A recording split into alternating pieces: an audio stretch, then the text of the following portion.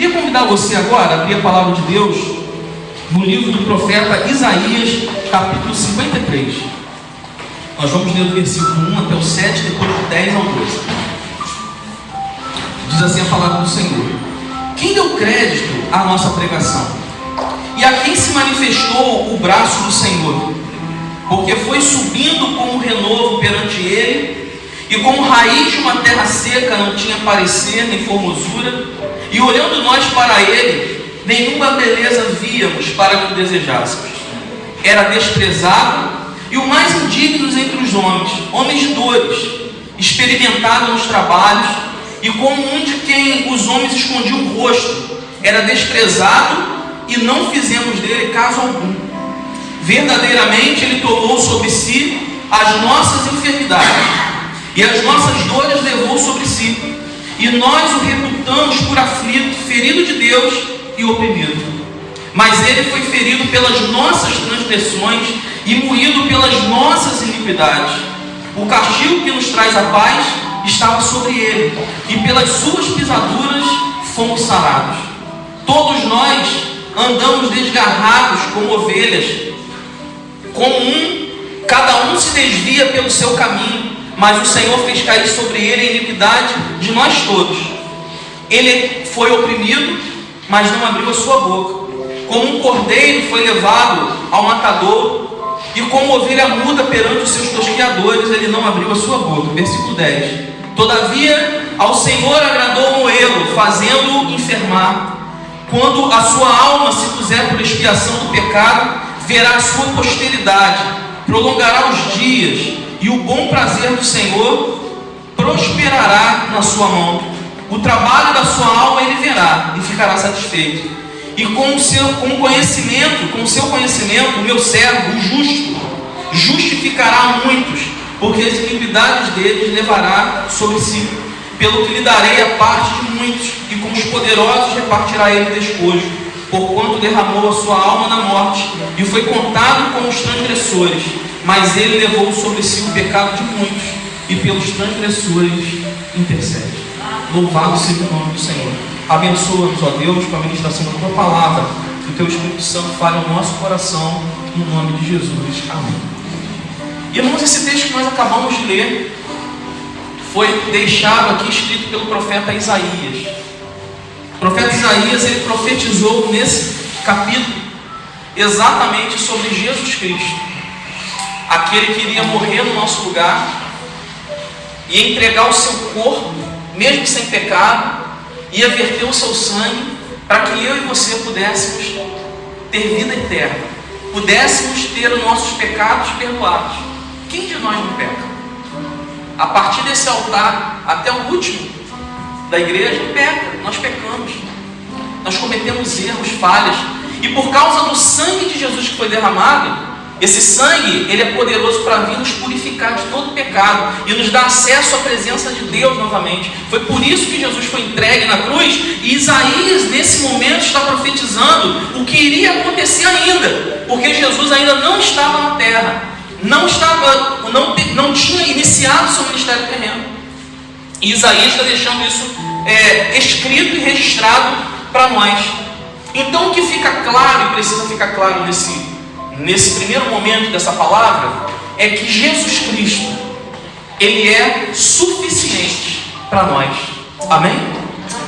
Nós não precisamos de outra coisa. Jesus e o sangue derramado é suficiente para que nós possamos ter acesso à presença do Pai, para que nós possamos um dia, como igreja, nos encontrar de novo com Ele, encontrarmos com Deus, vivermos uma vida eterna com Deus.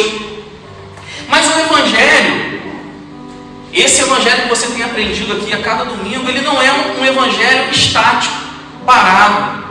Ele é um Evangelho que todo dia nós precisamos conhecer e nos aprofundar em conhecer mais e mais acerca da pessoa de Jesus e do Evangelho que nós pregamos. Nós não podemos ficar estagnados apenas em uma experiência que nós tivemos na nossa vida espiritual. Um dia eu cheguei na igreja, achei muito bom, muito gostoso, mas não pode parar aí. Eu preciso conhecer mais de Deus, eu preciso buscar mais a presença de Deus. Na medida que eu vou buscando, porque o Evangelho não é estático, na medida que eu vou buscando, Deus vai se revelando a mim de maneira diferente e extraordinária. Eu começo a ter intimidade com Deus. Por exemplo, hoje eu cheguei aqui, a maioria dos que estão aqui hoje, sem ser os que iniciaram comigo, eu não conheço. Não tenho intimidade ainda. Com Deus é a mesma coisa. Às vezes a gente ouve falar, a gente fala desse Deus, mas a gente não tem intimidade com Ele. E o desejo dele é que nós tenhamos intimidade. Porque na medida que eu tenho intimidade, hoje eu brinco com Marcos, hoje eu brinco com Paulo, porque eu tenho intimidade. E Deus, da mesma maneira, Ele quer se revelar a nós de uma maneira extraordinária, mas Ele precisa que nós nos acheguemos a Ele, busquemos a Sua presença, nos apresentemos diante dEle, desejando conhecê-lo mais, e aí Ele vai se manifestar a nós. Amém, irmãos? Esse é o desejo de Deus. Filipenses capítulo 2, no versículo 12 e 13, vai dizer assim, assim pois, amados meus, como sempre obedeceste, não só na minha presença, porém muito mais agora, na minha ausência.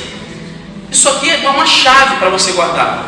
Desenvolvei a vossa salvação com temor e tremor, porque Deus é quem efetua em vós, tanto querer como realizar, segundo a sua boa vontade. Quando o apóstolo Paulo está escrevendo para a igreja de Filipenses, de Filipos, e ele diz, desenvolvei a vossa salvação, ele está dizendo exatamente isso que eu acabei de explicar. Nós um dia entramos numa igreja, eu não sei se todos aqui já fizeram isso, já entregaram sua vida a Jesus. É simples. Senhor, eu entrego a minha vida, eu quero Jesus como meu único e verdadeiro Salvador. Se você fez isso, você aceitou a Cristo como Salvador. Ele entra na sua vida. No momento que Ele entra na sua vida, as coisas começam a mudar. Deus começa a realizar algumas situações para que você o conheça mais. Mas Ele diz para nós desenvolvermos essa salvação. Ou seja, Ele está dizendo, não fiquem parados na mesma coisa. Cresçam, conheçam a palavra, leiam a Bíblia, cresçam no conhecimento de Deus. É isso que Paulo está falando, para nós desenvolvermos a nossa salvação. E hoje, Deus ele vai falar conosco um pouco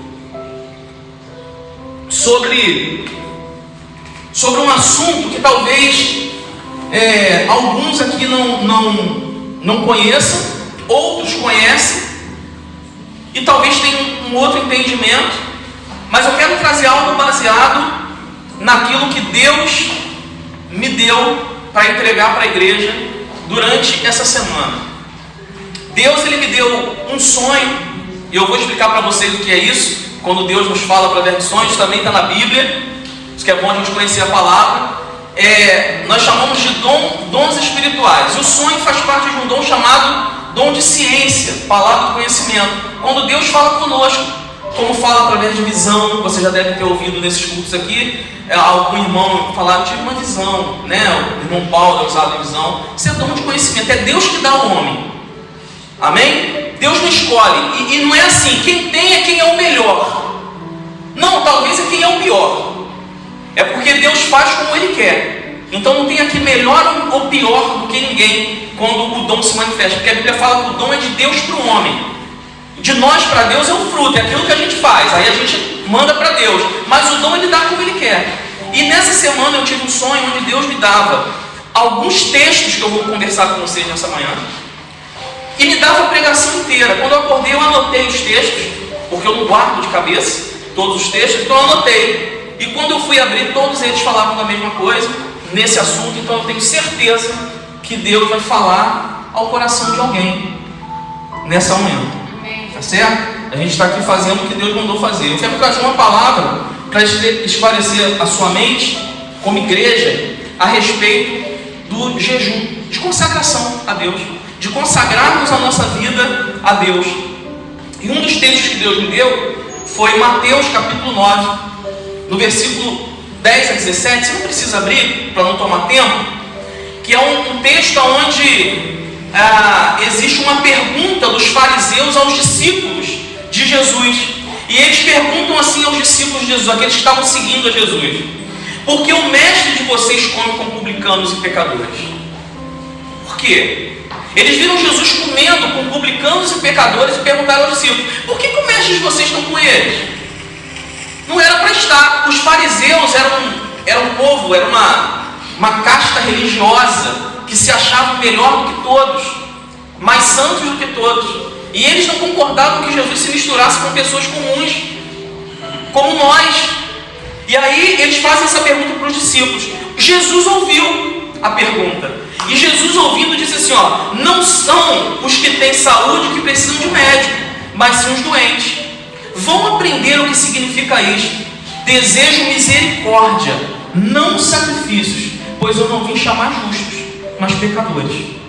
Olha o que Jesus vai falar. Jesus vai ensinar aqueles homens o seguinte: vocês têm que procurar, vocês se dizem tão conhecedores da palavra de Deus e não sabem porque o desejo é misericórdia e não sacrifício. Vocês estão muito preocupados com o jejum, aquele jejum que eles faziam, que não lavavam o rosto, que não penteavam os cabelos, que não comiam nada. Eles estavam preocupados com isso, mas o interior deles continuava ruim, continuava da maneira que Deus não queria. Jesus, certa vez, a Bíblia nos fala que chamou de sepulcros caiados.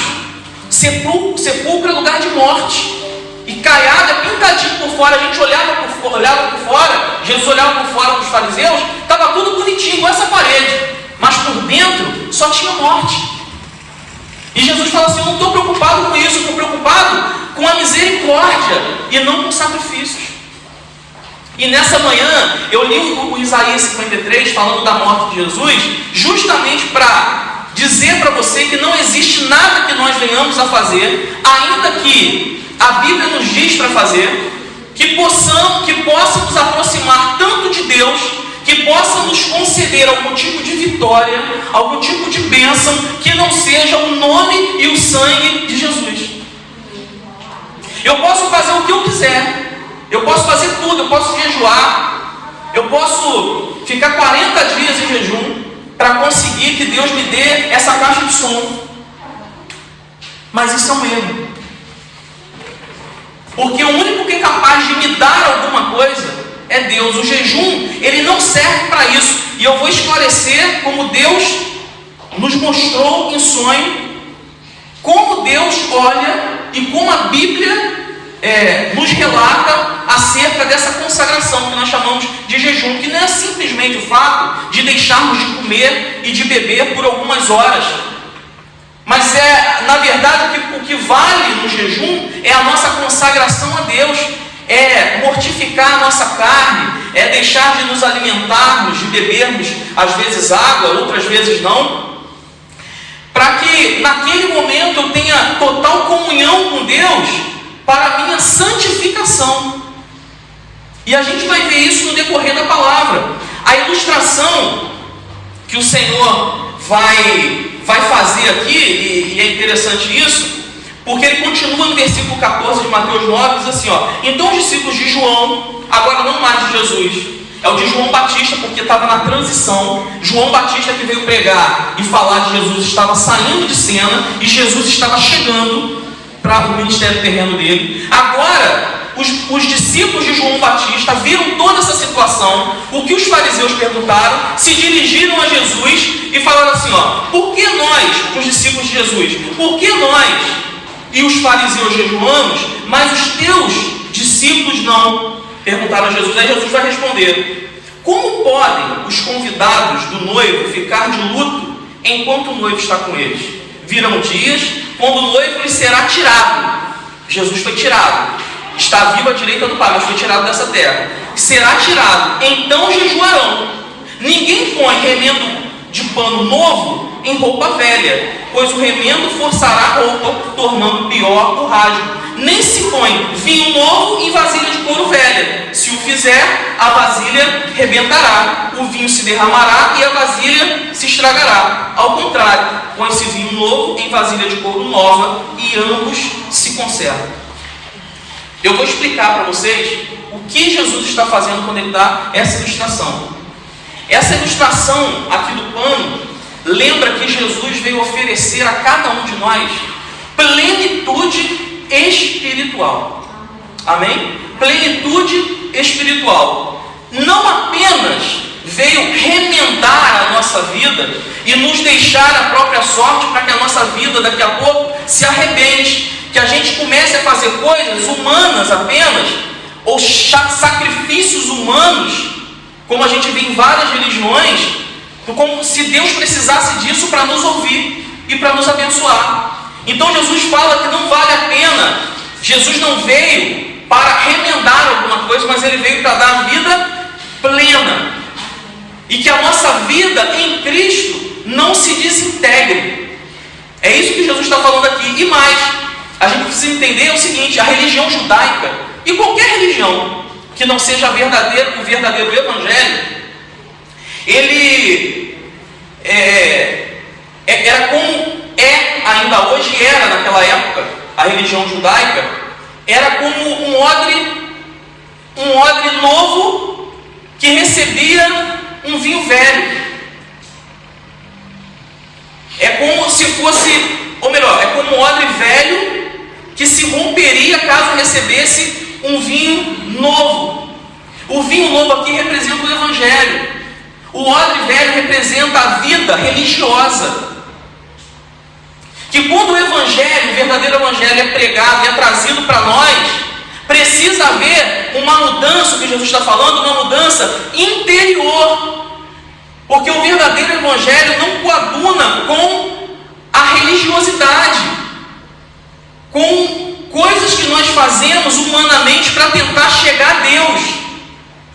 Porque a única coisa capaz de nos ligar a Deus é Jesus. O preço que foi pago na cruz foi para isso, para religar eu e você ao reino dos céus. Um dia nós estávamos destituídos da glória de Deus, mas por causa de Jesus nós fomos aceitos de novo como filhos de Deus. Então o que Jesus está falando é que Ele veio dar uma vida plena. Jesus não veio renovar a lei de Moisés lá no passado. Jesus, Ele não veio misturar a lei que mandava fazer um monte de sacrifício com a graça também. Ele não veio fazer isso. O que Jesus veio fazer quando Ele veio a esse mundo foi trazer para nós uma vida nova. Então o que você entendeu como e tem entendido como religião até hoje, talvez Deus tenha lhe trazido aqui nessa manhã para dizer para você: o que você precisa é que o evangelho, o verdadeiro evangelho de Cristo Jesus, se interiorize em você e possa produzir em você vida nova, vida em abundância. Jesus disse: eu vim para que tenham vida e vida em abundância, em plenitude. Então é Jesus que vai fazer isso. Por exemplo, não existe, irmãos, sacrifício que possamos fazer para perdão de pecados. Eu não sei se você que tem mais tempo de igreja já ouviu, já conheceu, mas eu já. E eu confesso para vocês que no início da caminhada já fiz isso também. Às vezes a gente comete algum pecado e aí a gente vai jejuar para que Deus perdoe o pecado. Tá certo? Não está errado, mas também não está certo. Por quê? Porque o que purifica pecado, eu já disse aqui algumas vezes hoje, é o quê? O sangue de Jesus. Então, para que o sangue de Jesus me purifique do pecado, basta que eu ore e fale: Senhor, eu não queria fazer isso. Faz como Paulo. Paulo disse assim, ó: aquilo que eu não quero, eu faço. Aquilo que eu quero, eu não faço. Maldito homem que sou. Quem me livrará do corpo dessa morte?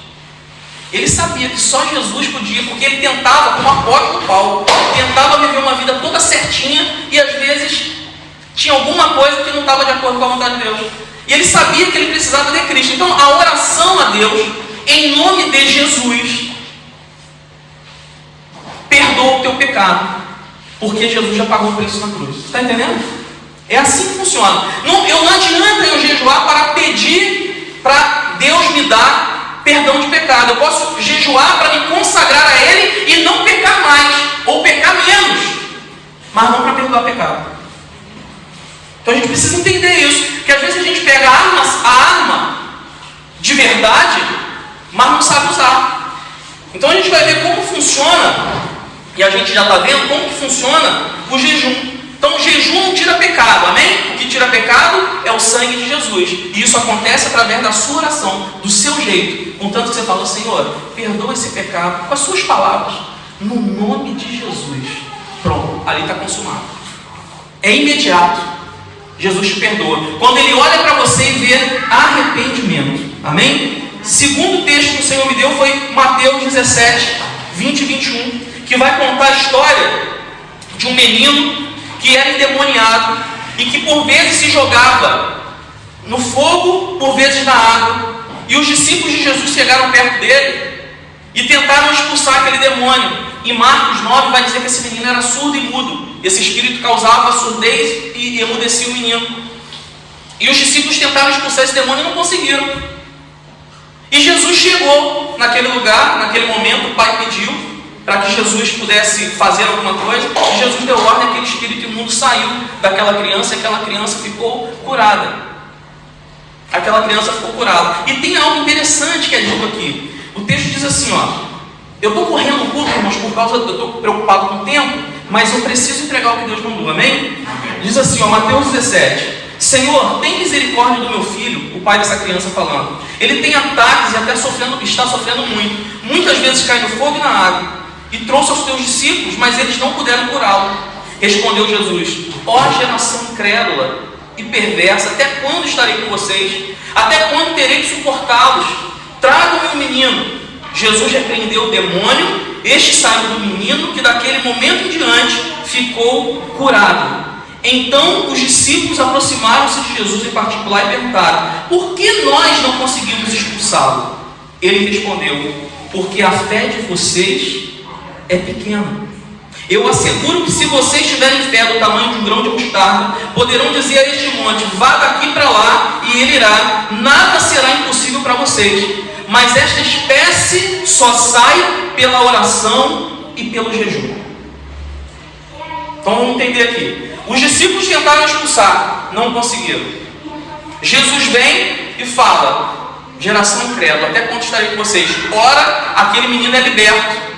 Mas diz a palavra algo interessante, que Jesus vai falar para eles, quando eles perguntam, por que nós não expulsamos? Porque a fé de vocês é pequena. E aí fala, mas existem castas de demônios como essa, que só saem com jejum, que nós estamos falando, e com oração. Então aqui fica claro o que, já que nós estamos falando de jejum. Primeira coisa que eu quero que você observe, existem enfermidades, como a desse menino, que Jesus expulsa o demônio, e a Bíblia vai falar que ele não foi liberto, a Bíblia vai falar que ele foi curado. Que existem enfermidades que são enfermidades espirituais. Você vai tomar todo o remédio do mundo e não vai ser curado.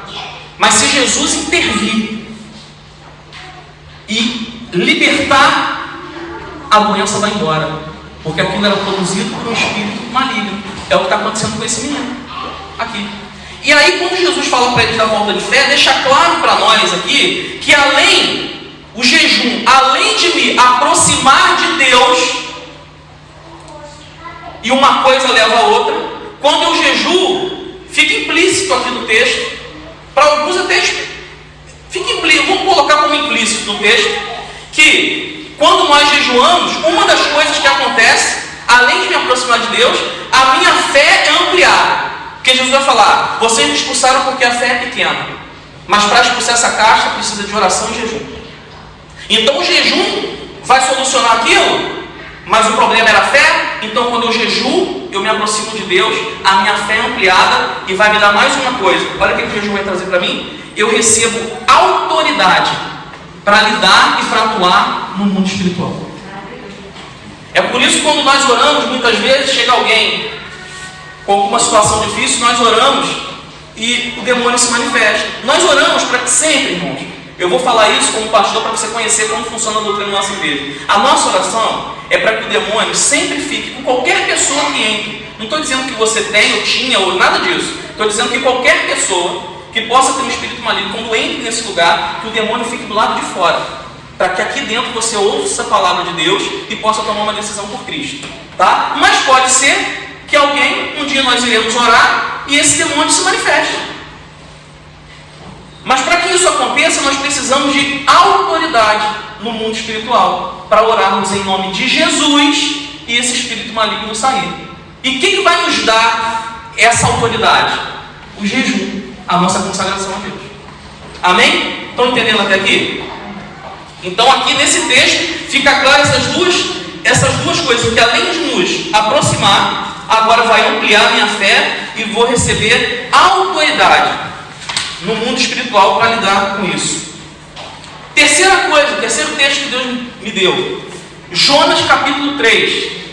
Todos que conhecem a história do grande peixe que engoliu um homem na Bíblia, né? É essa história aqui. Jonas, ele vai a Nínive, prega em Nínive, e eu vou ler a história para a gente andar mais rápido aqui. Quando o rei soube da notícia, ele tira a sua veste real, coloca um pano de saco, que representa na Bíblia humilhação diante de Deus, decreta um jejum até para os animais.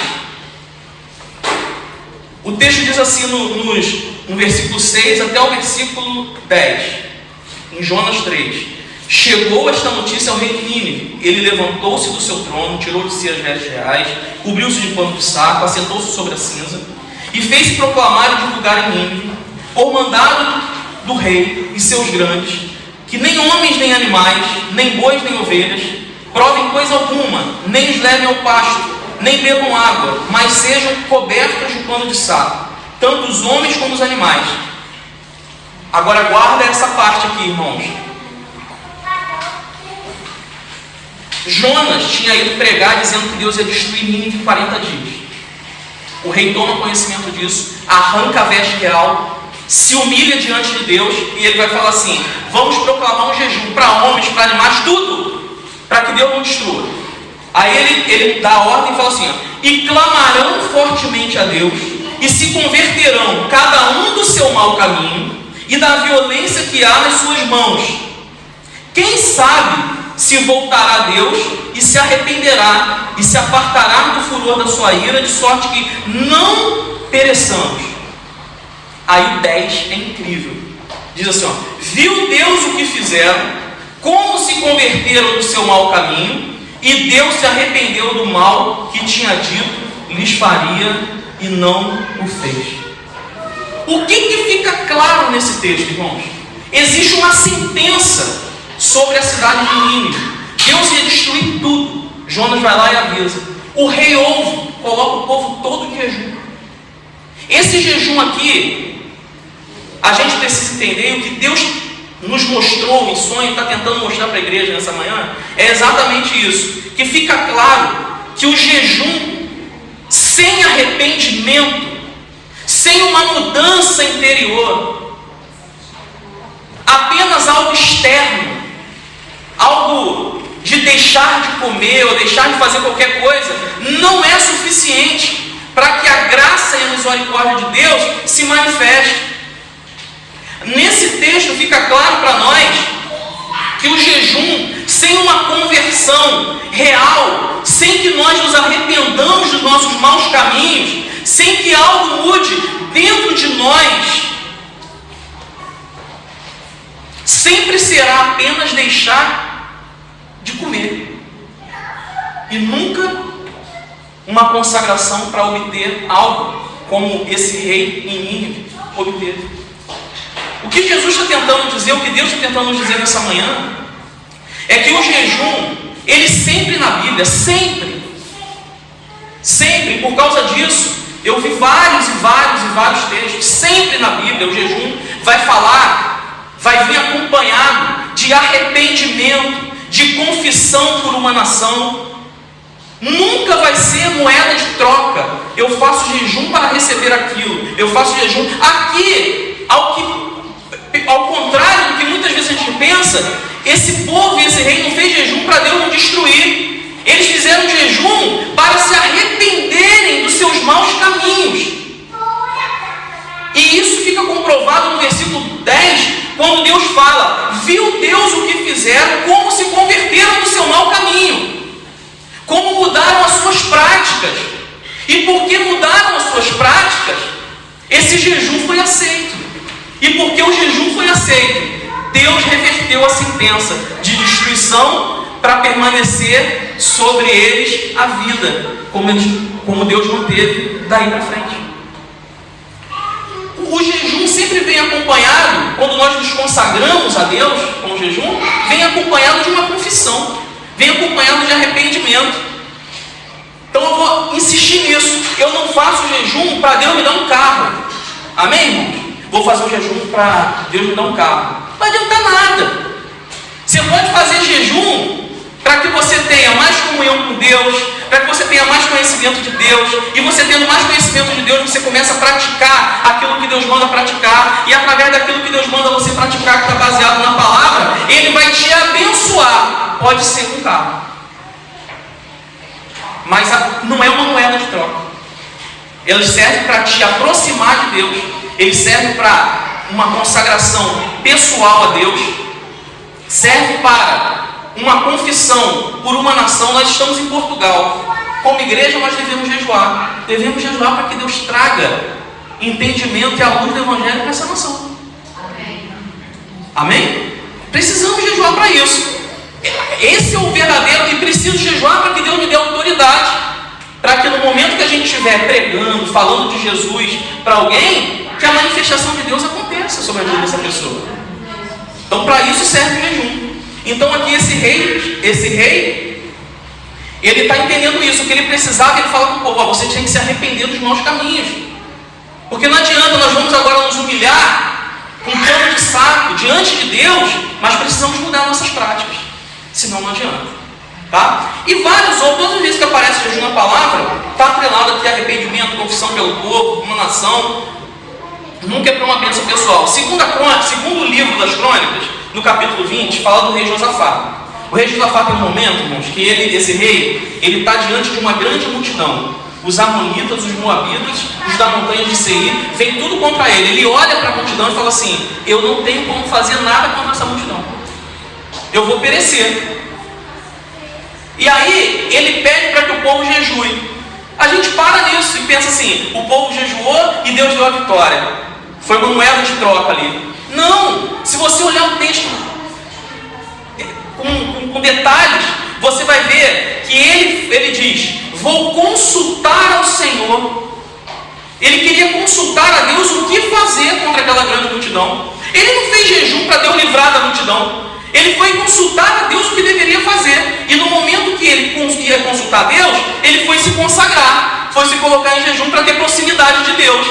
E nesse momento que ele está em jejum, Deus levanta um profeta chamado Jaziel, que vem com uma palavra do Senhor e diz: nessa peleja vocês não terão que pelejar, quem vai pelejar por vocês sou eu. Deu uma direção para ele. Não foi uma moeda de troca, foi uma consagração que o aproximou de Deus, e Deus pôde dar a direção a ele do que ia fazer. Amém? Está entendendo o caminho? Por que o jejum ele é importante para o que ele serve, na verdade? E aí a gente já vai finalizar. Eu queria ler com vocês Isaías 58. Esse eu vou precisar de ler o texto para você entender, porque a gente está no Antigo Testamento, num período de lei, num período onde tinha muitos sacrifícios de animais e tantas outras coisas. E o Senhor, e Deus vai dar essa palavra aqui a Isaías. Olha só, Deus falando através de Isaías 58, a partir do versículo 3. O Senhor está dizendo, o povo está dizendo, né? Por que jejuamos nós e tu não atentas para isso? Por que afligimos as nossas almas e tu não sabes? Eis que no dia que jejuais, achais o vosso próprio contentamento e requereis todo o vosso trabalho. Primeiro, o povo aqui não estava entendendo nada. Eles estavam achando assim: Senhor, por que a gente jejua? Por que a gente aflige a nossa alma? Por que a gente para de comer? Por que a gente isso e aquilo? E não acontece nada. Aí o Senhor vai dar a resposta: porque no dia que jejuais, achais o vosso próprio contentamento. Vocês estão fazendo isso por causa de vocês, querendo coisa para vocês.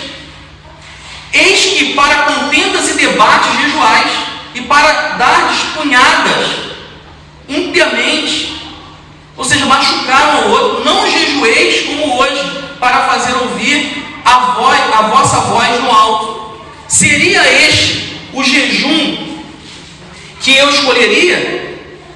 Que que um dia o homem se aflija, ou aflige a sua alma, que incline a sua cabeça como junco, estenda debaixo de si saco e cinza? Chamarias tu a isto jejum e dia aprazível ao Senhor? O Senhor está perguntando assim: será que o que eu quero de vocês é ficar com a cabecinha baixa, com aquele aspecto de santidade? É isso que eu quero? Não, não é isso que eu quero. Eu quero mudança de vida, mudança de prática de vida. E ele vai continuar aqui o texto dizendo, versículo 7: porventura não é também que repartas, olha a atitude que Deus está preocupado que a gente tenha, ao invés de simplesmente deixar de comer ou deixar de fazer o jejum por qualquer motivo que tenhamos próprios. Porventura não é também que repartas o pão com o faminto, que recolhas em casa os pobres desterrados, que vendo o nu cubras e não te escondas da tua carne?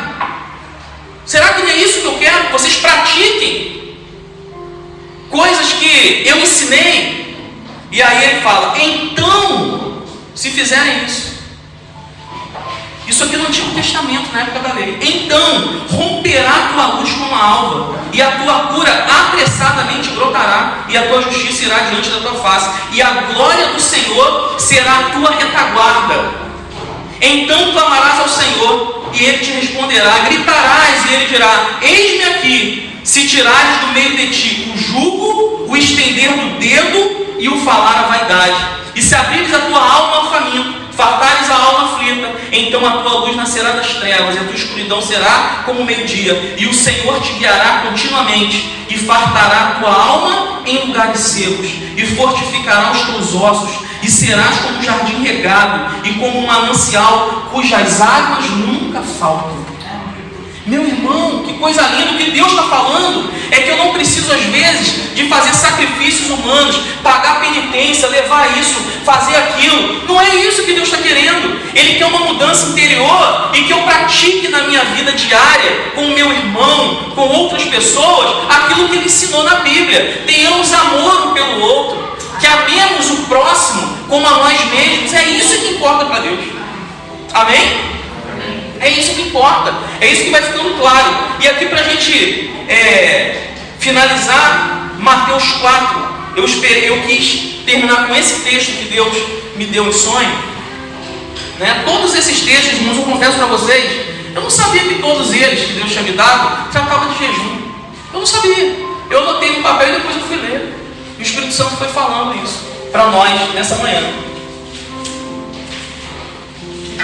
Mateus capítulo 4, de 1 a 11, vai falar sobre a tentação de Jesus. A maioria das pessoas aqui conhecem a história da tentação de Jesus, né? E é importante a gente entender o seguinte: Jesus foi tentado por quem? Pelo diabo, no deserto. Mas quem levou Jesus para ser tentado pelo diabo? Muitos pensam que o diabo que levou Jesus para o deserto para tentá-lo. Mas não, a Bíblia é clara quando diz que ele foi levado ao deserto pelo Espírito. O Espírito Santo de Deus levou Jesus ao deserto para ser tentado pelo diabo. E Jesus estava em jejum. Olha o texto. E eu prometo que eu estou acabando. Então Jesus foi levado pelo Espírito ao deserto para ser tentado pelo diabo. O texto é claro. Depois, guarda isso aqui. Depois de jejuar 40 dias e 40 noites. Irmãos, Jesus não jejuou de 0 às 9 da manhã, de 0 às 10, de 0 a meio-dia, nem fez 24 horas de jejum. Jesus estava 40 dias e 40 noites jejuando. Certo? A Bíblia diz: depois de jejuar 40 dias e 40 noites, teve fome. E aí de novo, depois disso, tá? Guarda isso na tua cabeça. O tentador, não antes, irmãos. A Bíblia não fala depois disso, eu estou dizendo para você que é depois. Quando ele teve fome, a Bíblia diz: o tentador aproximou-se dele e disse: se és o Filho de Deus, manda estas pedras se transformarem em pães. Jesus respondeu: está escrito, nem só de pão viverá o homem, mas de toda a palavra que procede da boca de Deus. Então o diabo o levou à cidade santa, colocou-o na parte mais alta do templo e lhe disse: se és filho de Deus, joga-te daqui para baixo, pois está escrito: ele dará ordem aos seus anjos a teu respeito, e com as mãos eles o segurarão, para que você não tropece em alguma pedra. Jesus respondeu: também está escrito: não ponha à prova o Senhor, o seu Deus. Depois o diabo levou um monte muito alto e mostrou-lhe todos os reinos do mundo e o seu esplendor, e disse: tudo isto te darei, se prostrado me adorares. Jesus lhe disse: retira-se, Satanás, pois está escrito: adore o Senhor, o seu Deus, e só a ele preste culto. Então o diabo o deixou, e os anjos vieram e o serviram. Irmãos, primeiro a gente precisa entender aqui isso muito claramente.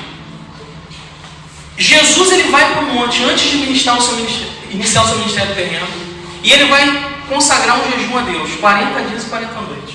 40 dias e 40 noites, Jesus não foi tentado pelo diabo. Hoje em dia, no meio cristão, evangélico, geralmente a gente ouve assim: consagra a tua vida a Deus para que o inimigo não te tente, né?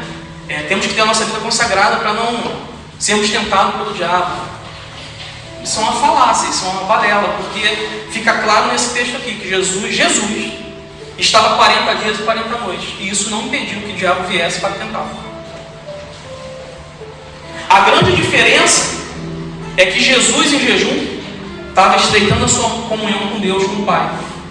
E no momento que o diabo se apresentou para tentá-lo, ele venceu o diabo na palavra. Ele recebeu a autoridade para vencer o diabo naquele momento de tentação. O jejum serviu para que ele estreitasse a sua comunhão com o Pai, para que ele recebesse autoridade diante de Satanás, o repreendesse e Satanás tivesse que sair. Mas em outro evangelho vai falar que o diabo deixou por tempo oportuno, até tempo oportuno. Ou seja, o diabo sempre vai tentar voltar para tentar nos tentar com alguma coisa. O que é tentação? O diabo tenta colocar diante de nós alguma coisa que é muito boa para nós, que eu não consigo me livrar. Eu quero me livrar, eu sei que Deus não gosta. Aí o diabo vem e coloca na nossa frente.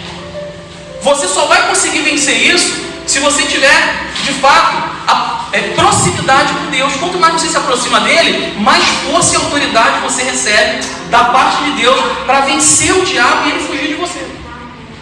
A Bíblia fala: resisti ao diabo, submetei-vos a Deus.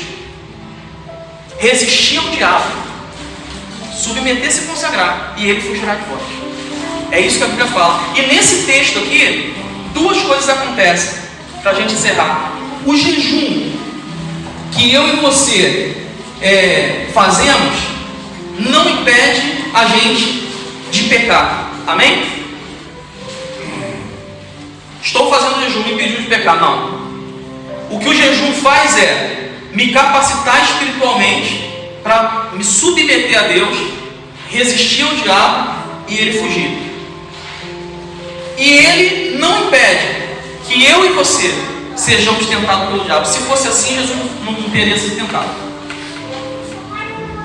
O que nós precisamos entender é que jejum, na palavra de Deus, é uma consagração que nós fazemos pela nossa vida espiritual, para que Deus nos dê mais conhecimento dele, mais comunhão com ele. Jejum serve para nos humilharmos diante do Pai em favor de uma nação, em favor de uma igreja, de um povo. Nunca especificamente por algum bem, por exemplo, material que eu queira para mim. Ele não serve para isso. Você vai usar a arma errada. Para isso você usa a oração. A Bíblia falou: orar sem cessar. Pode orar pelo que você quiser, mas o jejum, a sua consagração, serve, e sai daqui nessa manhã entendendo isso, para o teu fortalecimento espiritual diante dos embates com o inimigo, diante dos embates espirituais, para te dar comunhão com Deus, para te dar autoridade no mundo espiritual, para que você possa viver uma vida plena espiritualmente na presença de Jesus. Amém? Vamos colocar de pé. Eu espero que o Espírito Santo ele possa verdadeiramente completar essa palavra no teu coração. E toda vez que você se sentir tentado pelo diabo, que você possa levantar a tua voz em oração, porque o primeiro texto que nós lemos fala de Jesus quando ele seria entregue para morrer no nosso lugar. O que vai impedir que você caia na tentação é se você não souber, não conseguir ainda se consagrar a Deus, né? Ficar algumas horas do seu dia sem comer, sem beber uma água, se você não puder, para ver se você tome remédio. Naquele período que você faz isso, você faz em oração, falando com Deus, pedindo a Deus para te fortalecer, lendo a Bíblia. Pega a Bíblia, abra, leia, veja o que Deus vai falar com você, conheça mais Deus, e aí você vai ser fortalecido. Caso contrário, meu irmão, você pode ter certeza, uma arma que é infalível para nós, seja o tempo que nós tenhamos de evangelho, seja um dia, seja 30 anos, 35, 37 anos como eu tenho, serve para todos nós. Uma arma infalível é a oração. Senhor Jesus, não permita que isso aconteça na minha vida. Senhor Jesus, afaste o inimigo, afaste o diabo de mim. Livra-me, Senhor. Me ajuda. Não permita que eu caia em tentação. Jesus ensinou essa oração. Pai Nosso. A gente chama oração do Pai Nosso. Santificado seja o teu nome. E ele fala lá, para nós orarmos: Senhor, não nos deixes cair em tentação. Então a oração vai te ajudar, para você que está começando. Vai te ajudar. Ore do seu jeito. Não fique orando. Porque eu não sei orar. Quem não sabe orar? Você sabe falar com a tua esposa, com o teu marido, com o teu filho? Então você fala com Deus. Você fala do seu jeito. Ora, que Ele vai te ajudar. Amém? Vamos adorar a Deus?